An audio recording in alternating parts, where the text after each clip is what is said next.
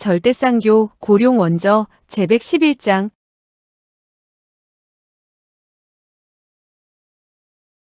111. 식인석. 하파바는 눈에서 빛을 내며 말했다.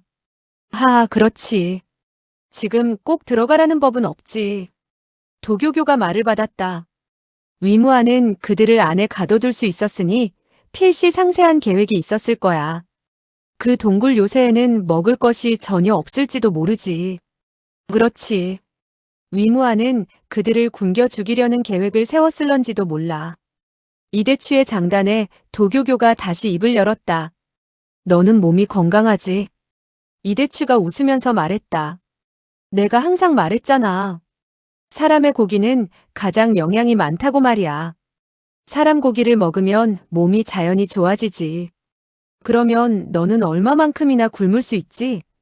이대추는 말했다. 난 열흘 내지 보름은 굶을 수가 있어.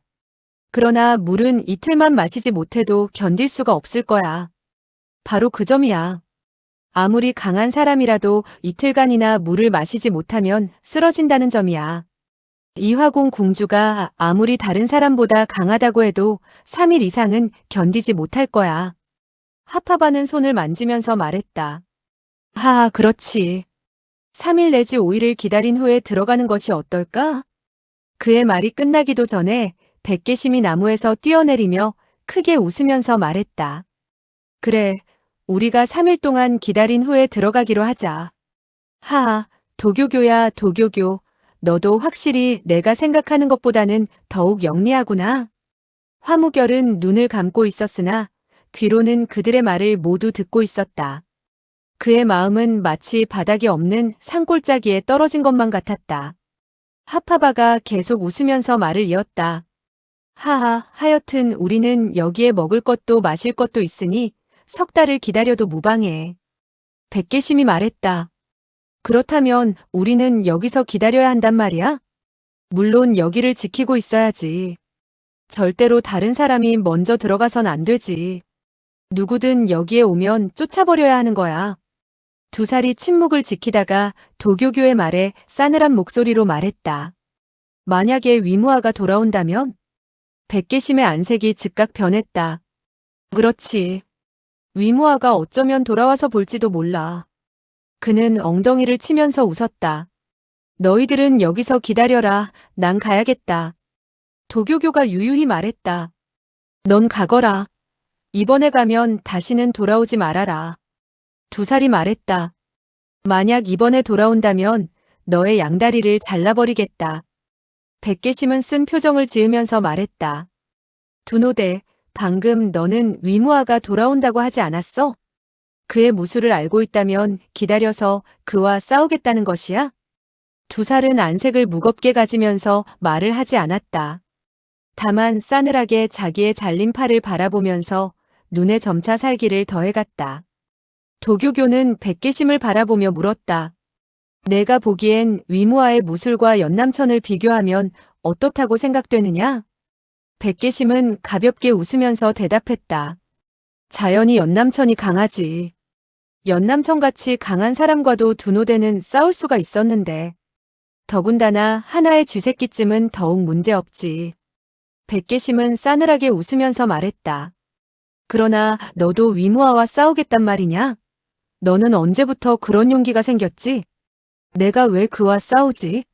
그가 온다면 난 다만 그와 친구가 되고 싶을 뿐이야. 백개심이 그녀의 말에 배를 끌어안고 웃었다. 내가 그를 친구로 사귀어. 위무아가 너와 친구가 될 것 같으냐? 위무아가 너와 친구가 된다면 늑대도 닭과 친구가 되겠다. 만약 반나절 전이라면 나와 친구가 되지 않겠지만 그러나 지금은 그전과 달라. 지금은 뭐가 다르다는 말이냐? 지금은 내가 그와 친구가 될 미천이 있기 때문이야. 친구를 사귀는데 무슨 미천이 필요하다는 말이냐? 오히려 장사를 하는 데는 미천이 필요 없어도 되겠지만 친구를 사귀는 데는 미천이 필요해. 너는 몇십 년을 살았으면서도 그 도리를 모른단 말이냐? 난 몰라. 예를 들자면 100만장자와 친구가 되려면 80만이 필요하고 만약에 대신의 아들과 사귀려면 자기의 아버지도 장원 급제한 사람쯤은 되어야 해. 그렇지 않고서는 가슴을 열어 보여줘도 그가 너를 보지도 않을 거야. 그렇지, 지금에야 내가 깨닫는구나. 그러나 너는 무슨 미천으로 위무아와 친구가 되겠다는 것이지? 지금 나의 본전은 화무결이야. 백계심은 손을 매만지면서 웃음을 보였다. 이제 알겠다. 너는 내가 생각하는 것보다 10배나 더 나쁜 놈이구나. 넌 지금은 갈 생각이 없느냐? 백계심이 눈알을 크게 굴리면서 말했다. 내가 언제 간다고 했지? 우리는 몇 년의 우정을 가졌는데. 내가 어찌 너희들을 두고 가겠어? 위무아가 너와 친구가 되지 않겠다고 하면 나도 그와 싸울 테다. 화무결은 옆에서 들으면서 넋을 잃어버렸다. 만약에 직접 보지 않고 듣지 않았다면 세상에 이렇게 얼굴 가죽이 두껍고 마음이 이토록 간사한 사람이 있다는 것을 생각지도 못했을 것이다. 지금 그는 이런 사람들의 손에 빠져버렸으니 어찌할 수가 없었다. 도교교가 말했다. 여러분은 이미 여기에 남기로 했으니 할 일이 생겼네. 백계심이 말했다. 그렇지. 우리가 여기 있기로 결정한 이상 그 2개 지배를 데리고 와야지. 그 반인반귀의 괴물이 그들을 지키고 있지만 난 마음을 놓을 수가 없어. 그렇다. 그 2여자가 필요할지도 모르니 합하봐. 내가 그녀들을 데리고 오너라. 백계심은 펄쩍 뛰면서 말했다. 왜 깨끗하지도 못한 가짜종을 보내? 왜 나를 보내지 않지? 도교교가 웃으면서 말했다. 난 그 미친놈의 딸을 남에게 줄 수는 없어. 그래서 하파바에게 수고하라는 것이다. 하파바가 말을 받았다. 걱정할 필요 없어. 난 지금 게을러져서 땀이 나는 것을 싫어해. 선녀 같은 미인을 내 앞에 놓아주어도 난 보기조차 싫어. 백계심이 흥하고 콧방귀를 뀌었다. 그럼 나는 무얼 하라는 것이지? 너는 가서 먹을 것을 찾아와라. 우리가 3일 동안 먹을 수 있게 말이다. 이대추는 날뛰면서 소리쳤다. 너는 왜 그를 시키느냐? 그 자식은 먹는 것을 몰라. 그는 쉰 빵 하나로 하루를 지낼 수 있는 놈이야. 그가 구해온 것은 누구도 먹기 싫을 거야. 그 말은 맞아. 하지만 내가 가는 것보다는 좋겠지. 너는 내 먹을 것이나 구해봐. 이대추는 흥하는 소리를 내고 말했다. 좋아. 너희들이 마음을 놓지 못한다면 하는 수 없지. 다른 할 일이 있지. 무슨 일인데? 산 밑에 마을에 철물점이 하나 있으니 내가 가서 산을 파는 기계를 구해와라. 내가 보기엔 산을 뚫는 것이 과히 쉬운 일이 아니니까. 하파바가 한마디 거들었다. 하하, 만약 쉬운 일이었다면 이화궁 궁주들이 벌써 나왔을 것이다. 세 사람은 각각 자기 갈 길을 떠났다. 날이 어두워졌을 때 가장 먼저 돌아온 사람은 하파바였다. 그는 한 마리의 노새를 끌고 왔다. 노새는 하나의 큰 돌을 끌고 있었다. 풀이 많이 돋아난 돌은 약 1장의 높이나 됐고 7, 8자의 넓이는 족할 만큼 컸다. 그것은 4개의 바퀴가 달린 수레 위에 놓여 있었다. 적어도 청근은 되어 보였다. 노새는 보기엔 약해도 잘생긴 놈이었다. 이상한 것은 노새가 청근의 무게나 되는 돌을 끌어도 조금도 힘들어하는 기색이 없다는 점이었다. 화무결은 걱정을 하며 철심란을 기다리고 있었다. 그러나 하파바가 다만 한 마리의 노새만을 끌고 오자 화무결은 실망하고 말았다. 바로 이때 더욱 이상한 일이 발생했다. 그 돌 속에서 신음하는 소리와 웃음소리가 동시에 섞여 나왔기 때문이다. 저 돌 속에 요괴라도 들어있단 말인가? 화무결은 자기의 눈을 의심했으며 더욱이 자기의 귀를 믿을 수가 없었다. 도교교는 그를 한번 바라본 후 돌연 입을 열었다. 이 돌을 보았느냐? 이것은 하나의 마석이야. 사람을 먹을 수 있다 해서 식인석이라고도 부르지. 너의 철아가씨는 벌써 그 뱃속에 들어가 버렸다. 화무결은 이를 악물면서 말을 하지 않았다. 도교교는 그를 빤히 쳐다보며 말했다. 믿지 못하는 모양인데 그럼 보여주지. 그녀는 그 돌 옆으로 가서 입으로 무엇인가를 중얼거렸다. 곧이어 큰 소리를 치며 말했다. 식인석, 식인석, 빨리 문을 열어라. 화무결은 도교교의 말을 믿을 수가 없었다. 그러나 그의 눈은 참을 수가 없어 그쪽을 향하고 있었다. 도교교가 손을 흔들자 그 돌이 정말로 열리기 시작했다. 돌 속에 정말 2명의 사람이 있었다. 이 2명의 사람은 상군 부인과 철심난이었다. 화무결은 정말 놀라고 말았다. 그러나 하파바와 도교교는 일제히 손뼉을 치며 크게 웃었다. 화무결도 드디어는 그 돌이 천으로 만들어졌으며 다만 그 위에 칠을 한 것임을 발견했다. 아주 교묘한 솜씨였다. 또한 어두운 밤이라서 화무결의 눈이 예리했어도 미처 알아보지를 못한 것이다. 그 속은 철망처럼 되어 있었고 백부인과 철심난이 그 속에 갇혀 있었다. 철심난은 그 속에 앉아서 고개를 숙인 채 양손으로 얼굴을 가리고 있었다. 백부인의 몸은 완전한 전라에 가까웠다. 그녀는 울먹이다가 웃다가 하며 신음을 하고 있었다. 화무결은 한번 힐끔 본 후 더 이상은 쳐다보지를 못했다. 그는 철심난의 갇힌 모습을 보고 싶지 않았고 백부인의 모습 또한 보고 싶지는 않았다. 철심난이 그를 상심하도록 했고 백부인은 그를 구역질나게 만들었다. 도교교는 껄껄 웃으면서 말했다. 내가 이것을 마석이라고 한 것은 완전히 거짓은 아니야. 낮에 길을 갈 때 덮개만 덮으면 마차가 되지. 어느 누구도 신경 쓰지는 않을 거야. 하파바가 계속 말을 이었다. 밤에 쉴 때에는 우리는 이것을 나무숲에 놓아두지. 멀리서 또는 가까이서 보아도 좌우로 봐도 돌에 불과하지. 누가 그 속에 사람이 있는 줄 알겠어? 우리가 그 속에 있으면 물론 안전하고 편리하지. 우리가 사람을 잡아서 집어넣으면 남들이 찾지도 못하고. 화무결은 몰래 탄식을 했다. 그는 그제야 이 사람들이 확실히 보통 이상의 재주를 가지고 있다는 것을 느꼈다. 이런 재주는 그들이 아니라면 생각도 못할 일이었다. 도교교가 유유히 웃으면서 말했다. 철심난 철아가씨. 우리가 누구에게 말을 하는 것인지 보시겠소? 철심난은 여전히 얼굴을 가린 채 고개를 들지 않는다. 하파바가 또 말했다.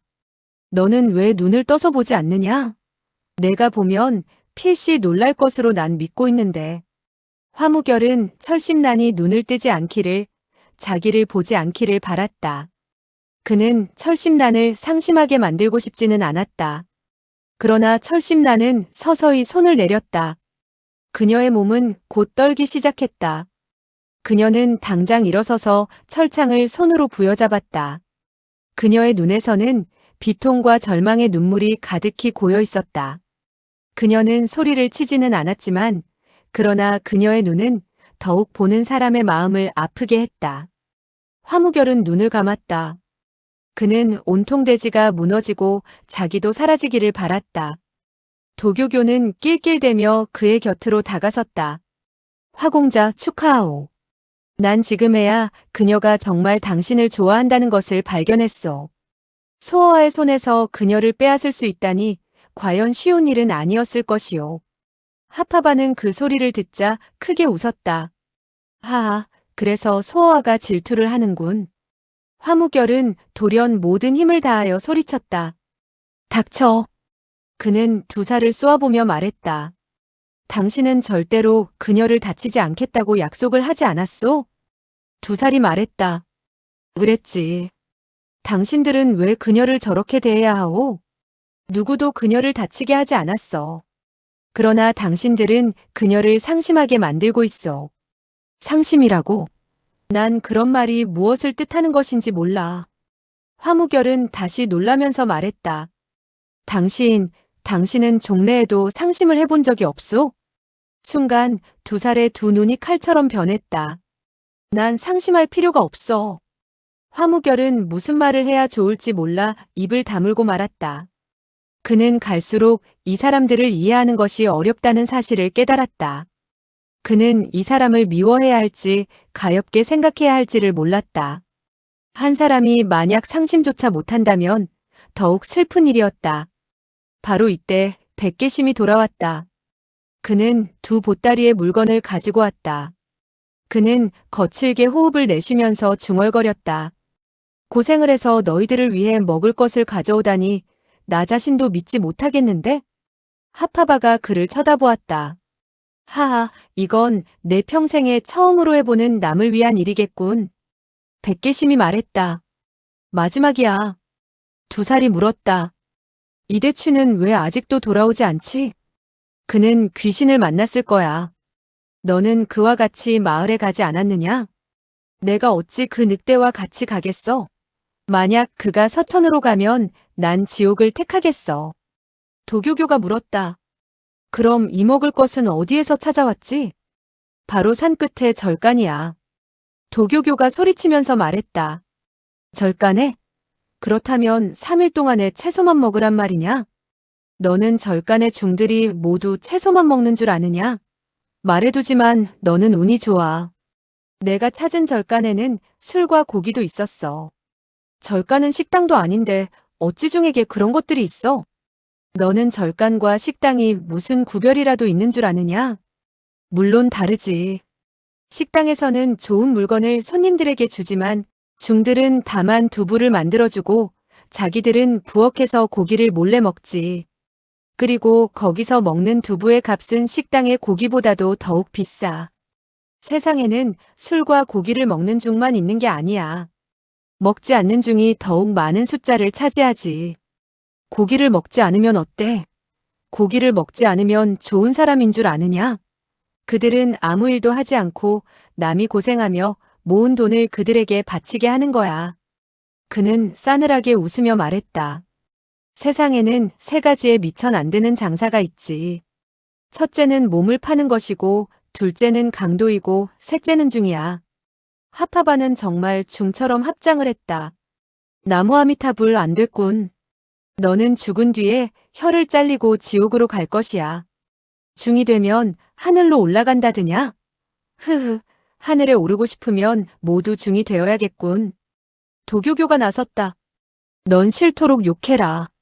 내가 어떻게 욕을 해도 중들은 듣지 못할 테니까. 하파바가 대꾸했다. 하하, 들었다 해도 개소리로 취급할 뿐이다. 그는 보따리에서 고기를 집어내어 듬뿍 깨물었다. 입은 먹으라고 생긴 것이지 욕하라고 생긴 것은 아니야. 입을 잘못 사용하면 불행한 것은 자기 자신이야. 철창 속에 갇혀있던 백부인이 돌연 날뛰면서 그 두 개의 보따리를 바라보았다. 그녀의 몸에는 채찍으로 얻어맞은 상처가 많았다. 그녀는 이미 사람 같지가 않았다. 사람의 존엄성이 그녀에게는 없었다. 그녀는 눈초리도 맹수와 같았다. 도교교가 한 조각의 빵을 꺼내더니 말했다. 너도 먹고 싶으냐? 백부인이 말했다. 세상에는 매를 맞는 죄수는 있지만 배고픈 죄수는 없어. 미안하지만 너희들은 굶어야겠어. 백부인은 아무 말도 하지 않았다. 몸이 가려워지기 시작한 것이다. 두 살은 이맛살을 찌푸리면서 말했다. 너는 왜 그들을 굶게 하느냐?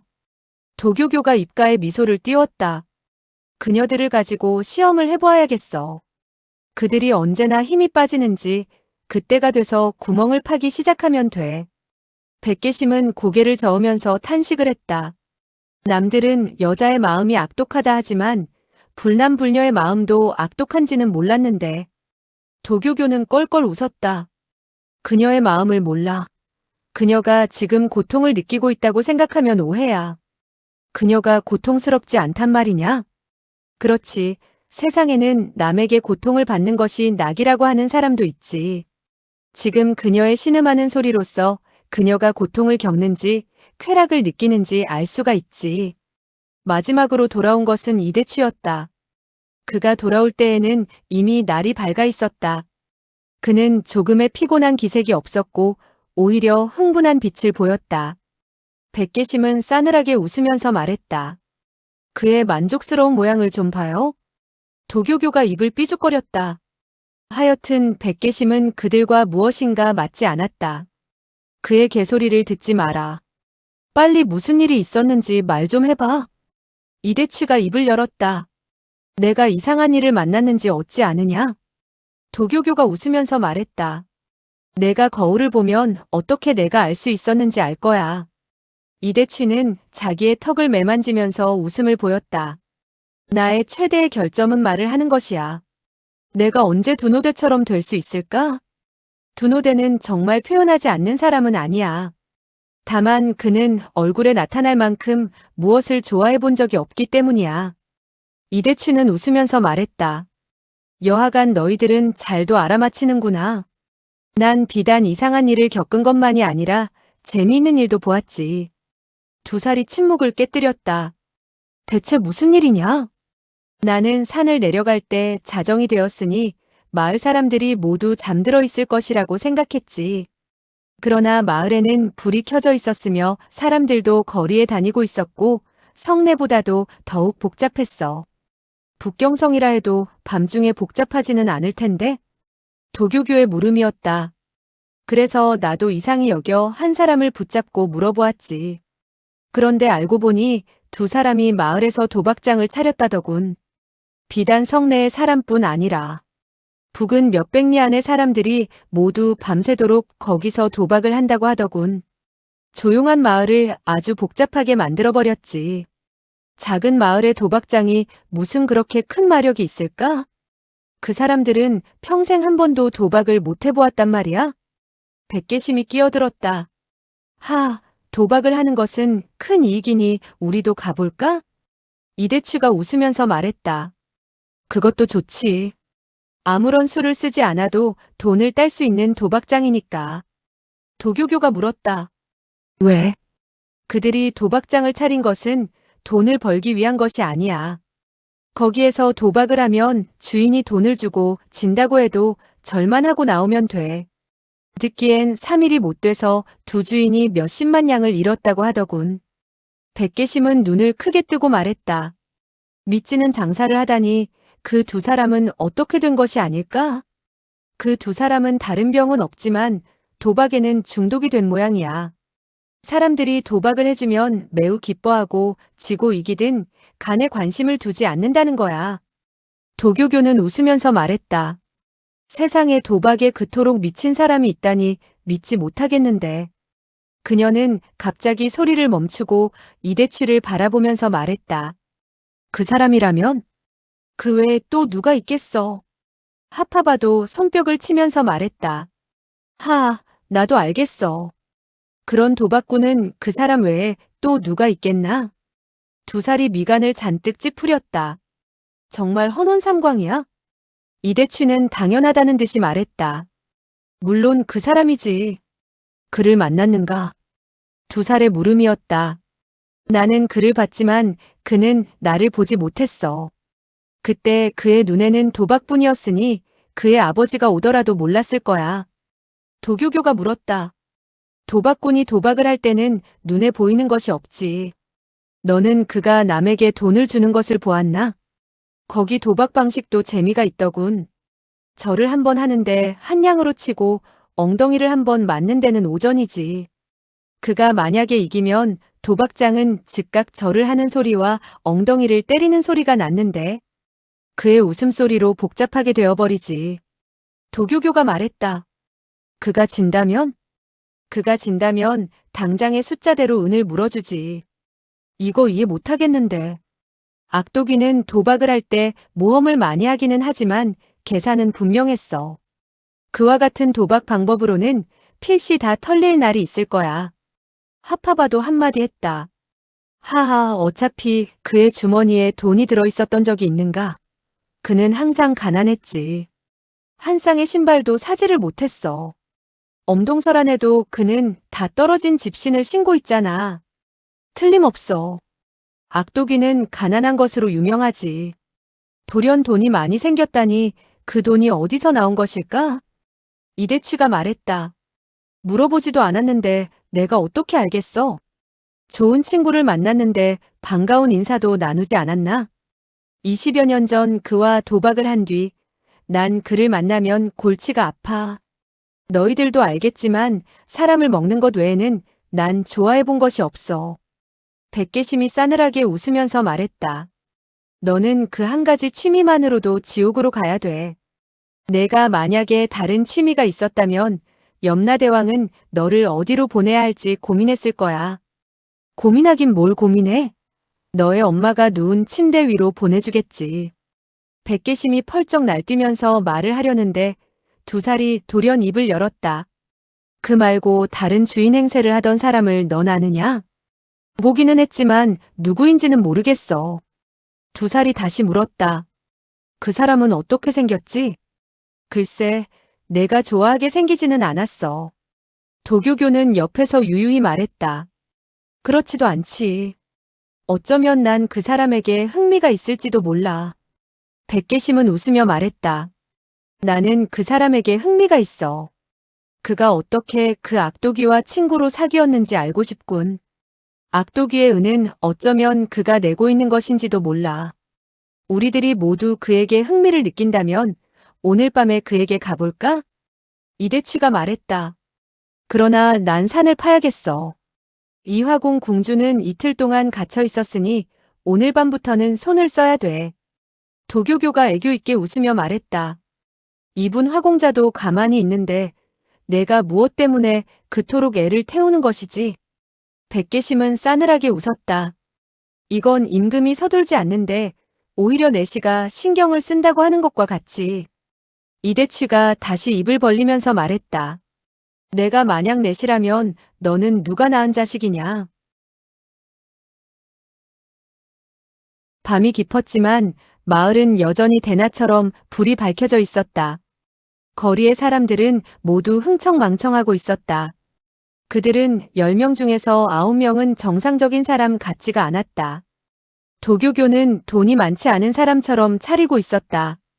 마치 공부하는 사람처럼 보이도록 했다. 백계심은 그녀를 시중드는 사람으로 차렸다. 마을의 대로에는 양쪽으로 음식점들이 많았다. 국수에서 보신탕까지 팔지 않는 것이 없었다. 도교교는 식당을 찾아서 자리에 앉았다. 그녀는 국수와 계란과 쇠고기를 주문했다. 백계심은 다만 옆에서 침을 삼키며 구경을 해야 했다. 그 식당의 주인은 늙은이였다. 그는 국수를 건지면서 말했다. 당신들도 도박을 하러 왔소? 도교교는 아무런 표정도 짓지 않고 말했다. 그렇지 않소. 그 늙은이는 웃으면서 다시 말했다. 내가 보기에도 당신은 그런 사람 같지가 않소. 남에게 절을 해야 하고 엉덩이를 맞아야 하다니. 그는 국수를 도교교의 앞에 놓고 계속 말을 이었다. 사실 말이지만 참 추잡스러운 것이 사람들의 심정이요. 당신은 그런 사람들이 보기 싫다면서 왜 그들을 상대로 돈을 버는 것이요? 그 늙은이는 웃으면서 말했다. 사람은 좋은 사람과 나쁜 사람이 있지만 은은 그렇지 않소. 도교교도 웃으면서 말했다. 도박장을 경영하는 사람들을 당신은 보았소? 그 노인은 탄식을 하면서 말했다. 그건 두 미친놈이요. 더욱이 그 홀쭉한 사람은 마치 아버지가 죽은 것처럼 항상 이맛살을 찌푸리고 있어. 그러다가도 도박이 벌어지면 즉각 정신을 차리지요. 그는 3일 동안 쉬지도 않았소. 그들은 그렇게 잃고도 아직 돈이 있어? 듣기엔 그들이 마차 2대로 은을 가지고 왔다고 하오. 도교교는 이해가 안 간다는 듯 고기를 먹어가면서도 고개를 갸우뚱했다. 얼마 후 그녀는 일어서며 말했다. 계산하시오. 만약에 깡패들이 왔다면 국수만도 오푼의 은을 받겠지만 그러나 당신에게는 모두 합쳐서 3푼을 받겠소. 이때 돌연 아이가 달려와서 소리쳤다. 할아버지, 할아버지, 오늘 밤에 나는 다만 5번 절을 하고 12냥을 땄어요. 그 늙은이는 달려나가서 막았다. 백계심은 웃고 있었다. 알고 보니 저 노인도 체면을 모르는 사람이군. 도교교도 가만히 있지를 않았다. 호북 사람이군. 말을 하는 것과 행동이 일치되지 않는데. 백계심이 다시 말했다. 친절한 것은 사천 사람과 비슷하지. 도교교는 이리저리 물어보았지만 아직도 특별한 것을 알아내지는 못했다. 알아낸 것이라고는 헌원삼광의 그 친구라는 도인이 도박을 하지 못하면 마치 죽은 사람과 같이 된다는 것뿐이었다. 백계심은 웃으면서 말했다.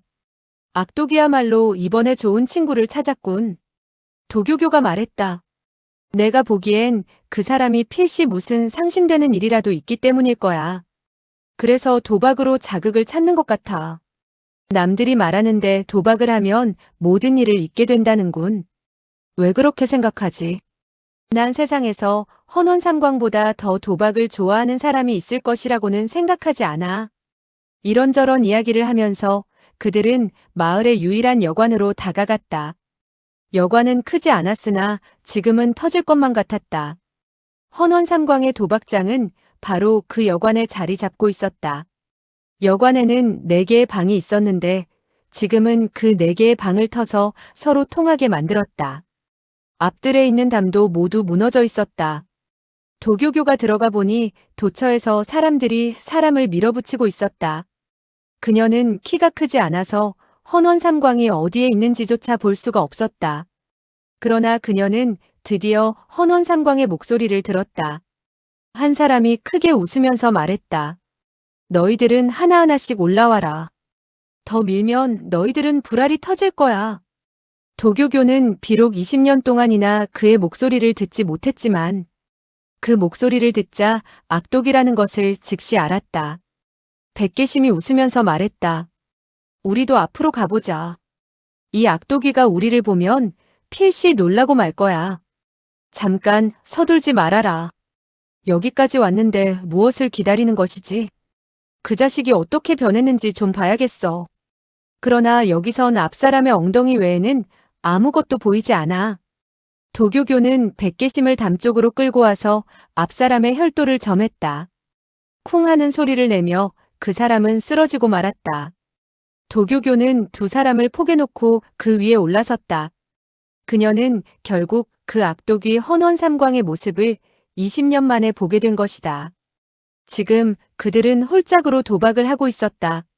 하나의 탁자 위에는 하얀 천이 깔려 있었고 그 위에는 검은 줄이 그어져 있었다. 왼쪽은 홀수였고 오른쪽은 짝수였다. 만약에 결과가 홀수가 나오면 짝수의 사람은 절을 하고 엉덩이를 맞아야 했다.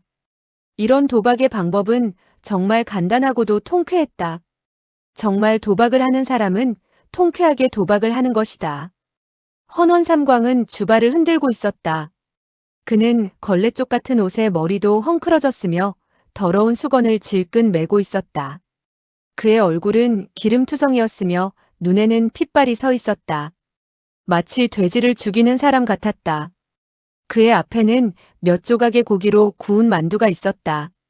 그는 잠도 자지 못했고 밥도 먹지를 못한 듯했다. 그의 행색은 초라했으나 그래도 계속 소리를 질러대고 있었다. 백계심은 너무 어이가 없어서 웃으면서 말했다. 이런 도박이 무슨 재미가 있다고 그럴까? 정말 고생뿐인데. 그가 고생을 하고 있는 것 같아?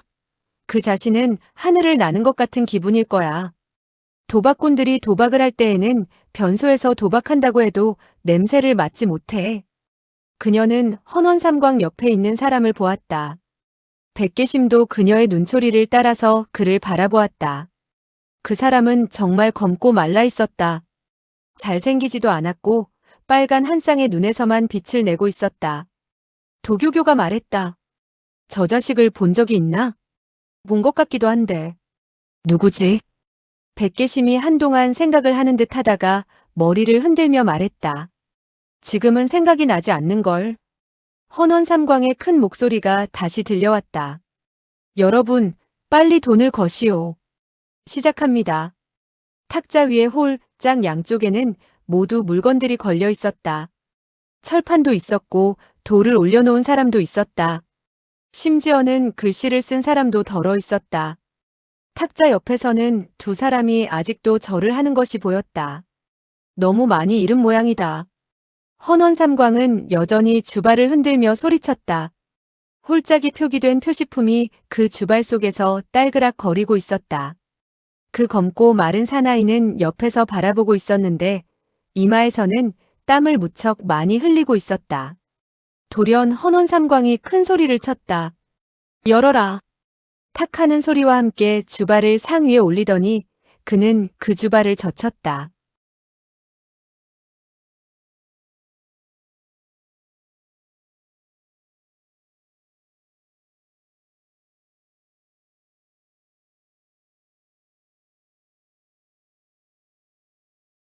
절대쌍교 고룡 원저 제112장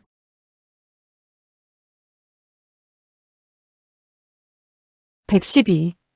헌원삼광과 3명의 미인. 사람들 틈에서 환호성이 터져나왔다.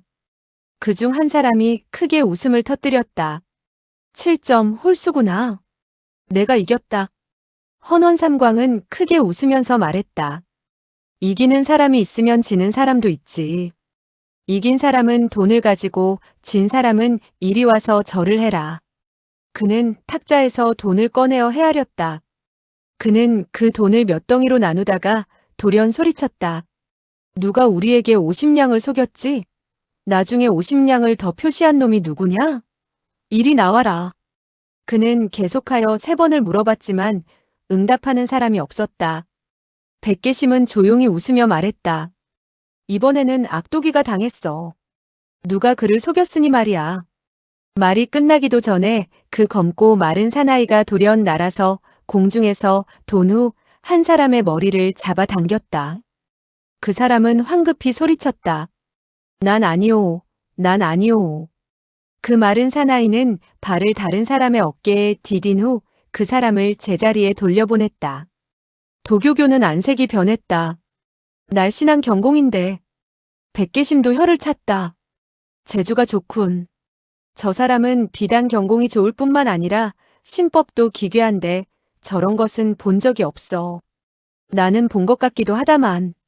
다만 지금은 잊었단 말이지. 그렇지? 백계심은 웃으면서 말했다. 틀림이 없어. 이때 그 검고 마른 사나이가 태양열에 고약을 붙인 파란 옷의 사나이를 상에 던졌다. 그 사람은 비명을 지르며 소리쳤다. 내가 아니오. 당신이 잘못 봤소. 헌원삼광이 그를 끌어내리며 소리쳤다. 너희들은 나의 눈이 쓸모가 없는 줄 아느냐? 여기에 사람들에게 물어보아라. 내가 잘못 본 적이 있는가를? 그는 그의 따귀를 후려치며 소리쳤다. 너 같은 자식은 도박의 규칙도 모르는구나. 빨리 꺼져버리란 말이다. 그는 손을 들어 그 사람을 사람들 틈으로 던져버렸다. 어느 사람도 다시는 그를 속일 생각을 하지 못했다. 장내에는 다시 엉덩이를 때리는 소리와 절하는 소리, 그리고 헌원삼광의 웃음소리로 부산해졌다. 도교교는 고개를 저었다. 내가 보기엔 이 악도기의 별명을 갈아야겠어. 어떻게 고치지? 그의 도박하는 방식으로 보아 광도기라 고쳐야겠어. 백계심이 이상한 웃음을 터뜨렸다. 재미있어. 그 이름이 아주 적합하군. 도박을 너무 많이 하면 결국은 미쳐버리는가 봐. 그러니 그가 미친 사람이 된다는 것도 이상한 일은 아니지. 그렇지. 그는 벌써부터 미쳐야 했으니까. 이상한 것은 저 검은 자식마저 어찌 절이 되었느냐는 점이야. 그리고 그 은은 어디서 난 것이지? 그녀는 웃으면서 계속 말했다. 저 자식은 너무 젊어서 돈의 소중함을 모르고 있는 것 같아. 우리의 나이가 되면 이 세상에 돈보다 더 귀중한 것이 없다는 것을 깨닫게 되겠지. 자기의 아들도 돈보다는 못하지. 50이 다 된 내가 그런 도리를 모르겠어? 도교교는 눈을 크게 뜨면서 말했다. 내가 50이 됐다고? 난 38살이다. 백계심은 가볍게 웃었다. 너는 작년에는 39살이었는데 금년에는 어찌 38살이 됐지? 도교교는 무서운 표정을 지어 보였다. 영리한 남자들은 알지. 여자가 30이 되면 그녀의 나이는 적어도 5년은 멈추고 40이 되면 나이가 거꾸로 돌아가지. 이때 헌원삼광이 다시 소리쳤다. 자, 모두들 준비가 되었소? 내가 다시 엽니다. 그는 탁하며 그 주발을 상 위에 놓았다. 돌연 한 사람이 소리쳤다. 잠깐 나를 기다리시오. 그 소리는 여인의 목소리였다. 그녀는 문 앞에 있는 것 같았으나 그 낭낭한 목소리가 모든 소리를 눌러버렸다. 헌원삼광은 웃으면서 말했다. 도박장의 규칙은 늦은 사람은 다음에 해야 돼. 그러나 너는 목소리가 좋으니 기다리지. 감사하오. 그녀의 웃음소리는 말소리보다 더욱 듣기가 좋았다. 사람들은 모두 그녀가 누구인지 보고 싶었다. 앞에 사람들은 목을 길게 뽑았다. 그러나 그들은 아무것도 보지를 못했다. 다만 문 옆에 사람들이 방 쪽으로 쓰러지면서 하나의 남자 목소리가 들려왔다. 비켜, 길을 비켜라. 뒤따라서 5, 6명의 금이 사나이들이 손에다 채찍을 들고 걸어 들어왔다. 도박하러 온 사람들이 어찌 뒤에 온 사람에게 길을 비키랴. 어떤 사람은 이미 눈을 치뜨고 화를 내려 했다. 그러나 그 몇 명의 금이 사나이의 모습을 보고서는 놀라서 즉각 길을 비켜주었다. 그 몇 명의 금이 사나이는 양쪽으로 늘어서서 사람들을 담 쪽으로 몰아놓았다. 도교교와 백계심도 사람들에게 밀려서 잘 서 있을 수가 없었다. 백계심은 이맛살을 찌푸리면서 말했다. 이 자식들이 큰 소리를 치는데 맛을 좀 보여줘야겠군. 도교교는 눈에서 빛을 내며 말했다. 잠깐 좋은 구경을 하려면 움직이지 마라. 밖에서 다시 4명의 금의 사나이가 걸어 들어왔다. 두 사람이 하나씩 큰 상자를 들고 있었으며 매우 무거운 것 같았다. 그들은 상자를 탁자 앞에 놓고 양쪽으로 물러섰다. 헌원삼광은 누나를 굴리면서 웃으며 말했다. 우리의 이 작은 절간에 대보살님이 오셨군. 그는 그 검고 마른 사나이의 어깨를 힘차게 툭 치며 다시 말했다. 형제, 도박의 양이 차지 않다고 했죠? 자, 큰 것이 왔소. 그 검고 마른 사나이는 아무런 표정도 없었고 말도 하지 않았다. 만약 그의 눈이 떠져 있지 않았다면 잠이 들어있는 것으로 생각할 정도였다. 바로 이때 3명의 요염한 소부인들이 걸어 들어왔다. 장례는 복잡했지만 그녀들이 걸어 들어오자 사방은 즉각 조용해졌다. 사람들은 입을 크게 벌렸으며 그 미색에 혹하여 숨이 막힐 지경이었다. 그 3명의 부인은 너무나도 아름다웠다. 3사람은 모두 갸름한 얼굴에 앵두 같은 입술이었고 약간의 화장을 하고 있었다. 그녀들은 모두 소부인들 사이에 가장 유행하는 머리를 하고 있었다. 그 검은 머리에는 꽃이 꽂혀 있었고 옷은 화려하지 않았지만 고상하고 몸에 잘 맞았다. 그녀들은 손과 몸에 장식품을 달지는 않았다. 하지만 그 어떤 사람이라도 한 번만 바라보면 즉시 그녀들이 평범한 사람들이 아니라는 것을 알 수가 있었다. 그녀들의 품위와 채취로도 그 신분이 매우 높은 사람이라는 것이 짐작이 갔다. 이처럼 작은 마을이 아니라 큰 도시에서라도 이런 여인들은 보기가 쉽지 않았다. 장내의 사람들은 모두 멍하니 그녀들을 바라보고 있었다. 백계심도 군침을 삼키고 있었다. 그는 거칠게 호흡을 내쉬며 마치 발정난 늑대처럼 몸을 부르르 떨었다. 도교교가 그의 귀에다 조용히 말했다. 무엇을 생각하는 거냐? 너는 마음을 가라앉히는 것이 좋을걸. 내가 만약 이 3사람에게 신경을 쓴다면 너의 큰 불행일 거야. 왜? 그녀들을 괴롭히고도 무사할 것 같아? 저들이 누구인데? 왜 괴롭히지 못한단 말이지? 비록 그녀들의 내력은 모르지만 그러나 결코 예사 사람들이 아니야. 믿지 못하겠다면 두고 보아라. 오늘 이 악독이도 그들에게 당할 테니까. 옷 색깔 외에는 이 3명의 부인은 그 모습이 아주 비슷했다. 걸음걸이도 같았다. 그녀들은 헌원삼광의 앞에 와서 가만히 웃음을 띄웠다. 그중 자이소부가 말했다. 오래 기다리게 해서 대단히 죄송해요. 괜찮소. 난 이미 오랫동안 미인들과 도박을 하지 못했으니 더 기다려도 무방하오. 그의 목소리는 크지 않았다. 이런 경우는 매우 보기 드문 일이었다. 백계심은 웃으면서 조용히 말했다. 알고 보니 저 악독이도 미인을 좋아하는군. 그건 그가 아직 도박을 하지 않았기 때문이야. 도박을 시작하면 아무것도 보이지를 않지.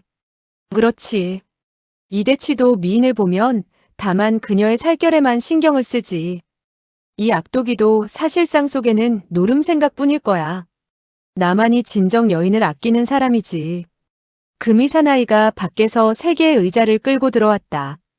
그는 그것을 깨끗이 닦은 뒤 공경하게 3분의 부인에게 앉으라고 권했다.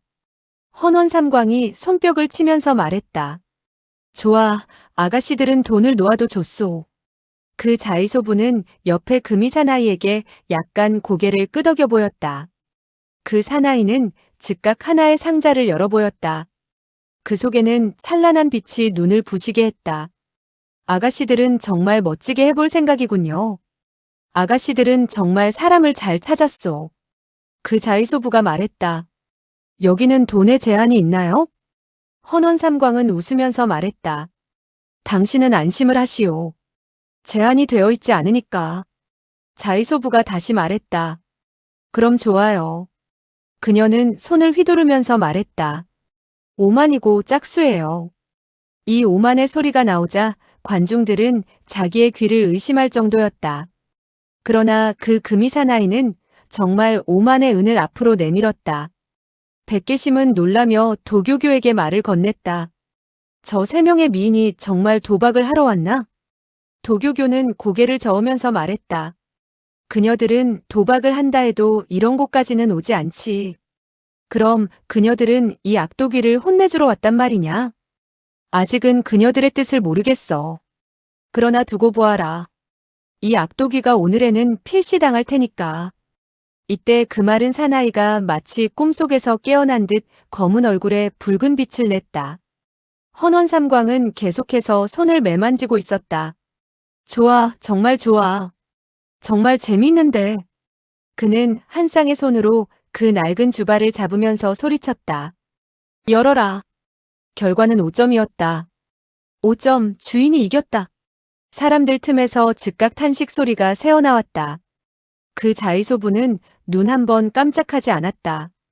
곁에 있던 2명의 소부도 마찬가지였다. 그녀는 손을 저으면서 당당히 말했다. 5만. 역시 짝수. 헌원삼광이 웃으며 말했다. 좋아, 다시 해봅시다. 그는 그릇을 쩔렁쩔렁 하는 소리가 나도록 흔들었다. 그러다가 다시 그릇을 젖혔다. 9점이었다. 또 홀수였다. 그 자의소부는 계속해서 6번이나 짝수에 돈을 걸었다. 그러나 그릇을 젖힐 때의 결과는 6번 모두 홀수였다. 2개의 큰 상자는 점점 비어갔고 장내 사람들의 이마에서는 진땀이 흘러내렸다. 그러나 그 자의소부의 안색은 변하지 않았다. 그녀의 곁에 있던 여인들도 시종 입가에 미소를 잃지 않고 있었다. 그녀들은 아무 말도 하지 않았고 이맛살 한번 찌푸리지 않았으며 심지어는 자세도 움직이지 않았다. 헌원삼광은 눈에서 빛을 내며 웃었다. 자, 다시 해보시오. 그 자의소부는 말했다. 얼마 남았지? 금이 사나이가 말했다. 20만이요. 자의소부는 담담히 말했다. 모두 걸어라. 홀수요, 짝수요? 자의소부는 입술을 가볍게 움직이면서 말했다. 짝수. 그녀가 택한 것은 여전히 짝수였다. 사람들 틈에서는 잔잔한 흥분이 일어났다. 그러나 주발의 소리가 나자 장내는 다시 조용해졌다. 심지어는 숨소리조차 들리지 않았다. 헌원삼광은 탕하며 그릇을 상 위에 놓고 양손으로 누르고는 그 자의소부를 바라보았다. 이번에도 당신이 정말 짝수에 건단 말이오? 짝수예요. 좋아, 놀랐어. 나까지도 당신에게 탐복했어. 헌원삼광도 웃고 있었지만 긴장에 쌓여있는 듯 보였다. 그 검고 마른 사나이는 양눈을 크게 뜨고 헌원삼광의 손을 바라보고 있었다. 그 역시 땀을 흘리고 있었다. 다시 소리가 들렸다. 연다. 수백 개의 눈이 일제히 헌원삼광의 손에 집중되었다. 사람들이 일제히 앞으로 밀렸다. 헌원삼광은 돌연 빠른 기세로 그릇을 들었다. 다시 홀수였다. 이번에는 헌원삼광 자신까지도 놀랐다. 그는 자신의 운수가 이렇게 좋을지는 몰랐다. 계속하여 7번이나 홀수였다. 사람들은 놀라면서 탄성을 발해냈다. 그러나 그 3명의 부인은 여전히 안색 하나 변하지 않았으며 심지어는 머리 위의 꽃도 움직이지 않았다. 3사람은 조용히 몸을 일으켰다. 헌원삼광이 이때 급히 소리쳤다. 잠깐. 자의소부가 고개를 돌렸다. 무슨 일이오? 나 헌원삼광은 천하를 다니면서 50년이나 도박을 했소. 그러나 아가씨처럼 시원하고 통쾌한 사람은 이번이 처음이라 하겠소. 고마워요. 아가씨와 같은 도박꾼은 정말 보기 드문 경우이요. 도박꾼이 아가씨와 같은 상대를 만나고도 그대로 보낸다면 그 사람은 18층 지옥으로 가야 할 것이요. 자이소부는 누나를 돌리면서 말했다. 당신은 우리에게 한 번 더 도박을 하라는 것이요? 아가씨들은 본전을 찾을 생각이 없소? 오늘은 모조리 잃었으니 다음으로 합시다. 도박장에서는 잃고 따는 것이지 외상이 없소. 그렇지만 아가씨와 같은 손님은 예외요. 그는 탕하고 탁자를 치면서 통쾌하게 말했다. 아가씨들은 걸기만 하시오. 말만 하면 되니까. 자이소부는 옆에 자매 두 사람을 바라본 후 웃으면서 말했다. 우리를 믿어요? 아가씨들이 하시기만 한다면 난 아가씨를 믿겠소. 자이소부는 잠시 생각한 뒤 곁에 부인들과 눈짓을 교환했다. 그녀는 몸을 돌리고 다시 자리에 앉았다. 도교교는 작은 목소리로 속삭였다. 난 벌써 그가 그녀들을 놓아주지 않을 줄 알았어. 백계심도 조용히 말했다. 보기엔 이 세 명의 미인은 도박의 방법도 모르는 것 같은데? 본전을 찾아? 후후 그녀들은 다 잃어버릴 거야. 그녀들이 정말로 본전을 찾으려는 줄 알아? 아니면 무엇이냐? 너는 방금 그녀들이 시비를 하러 왔다고 했지만 아무런 소란이 없잖아. 도교교는 잔잔히 웃음을 보일 뿐 말을 하지 않았다.